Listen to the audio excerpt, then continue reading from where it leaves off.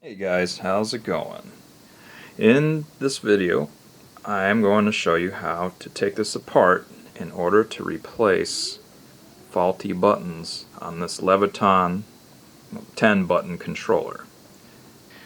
Basically what usually happens on these is these buttons that are most frequently used become worn down and disintegrate till they're basically crumble into nothing.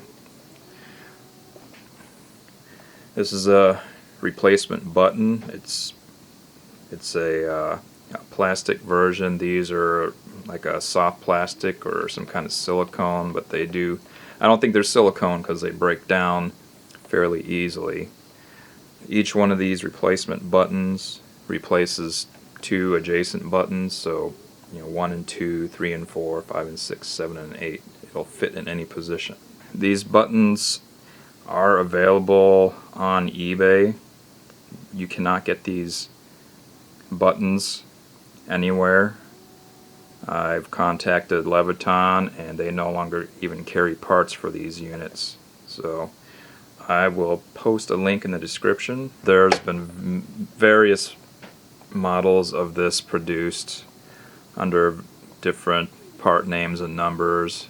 This covers pretty much every lighting controller that's of this design by Leviton. Now, to get this apart, this will most likely be mounted in a wall or on a table, and the first thing you need to do is pull this decorative cover off, and that can sometimes be a little bit of a challenge. As you can see, it's just snapped in, and it feels like it's not going to come off, but if you just kind of start at a corner and pull up and just work your way around, it will come off, especially if it's been installed for a long time. Once that's off, you'll need to remove this insert. It's just held in with tabs at the top and bottom. And you don't need to completely take this apart to get to the buttons, but you will need to remove at least these three here. If you're just doing the max and off buttons, you'll need to loosen this screw and these two screws underneath. These two side screws are the shortest ones, but just kind of keep track of which one goes where.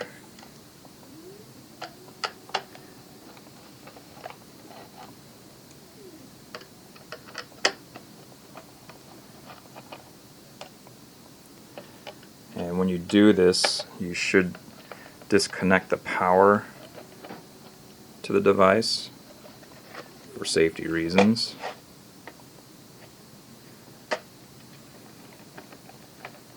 And this will need to be removed. So if this is mounted in a table or a box, there's going to be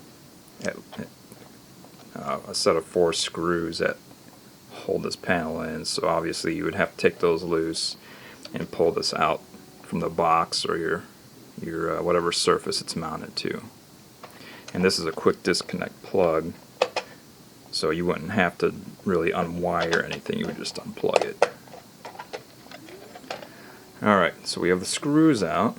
Basically all you gotta do is just kind of peel the plastic back a little bit. If you have needle nose pliers, this is easier, but the old buttons just fall out. These are actually in good shape, obviously. And then put the replacement one in. You would just do the same thing. And if your buttons are disintegrated, you're going to have lots of crumbs and pieces down in here that are going to have to be cleaned up. So if you have a soft brush or a toothbrush, if you can get in there and get all that stuff out, that would be pretty important.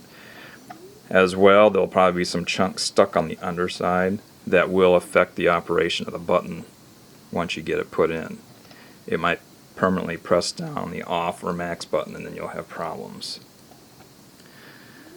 Alright, so the replacement one just kind of goes in just like the other one came out. You might have to play with it a little bit, but goes right in.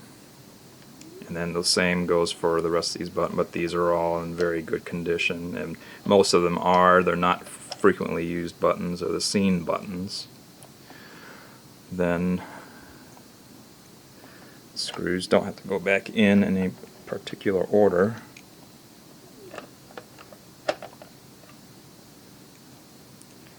So all of the top screws are countersunk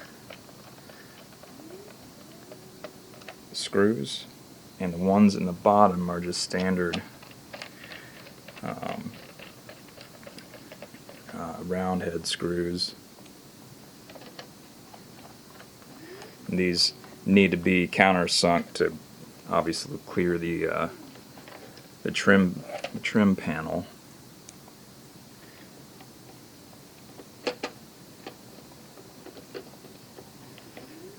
And then once that's in, you'll plug your electrical back in, place the unit back into your wall box or your desk or wherever this might be installed in.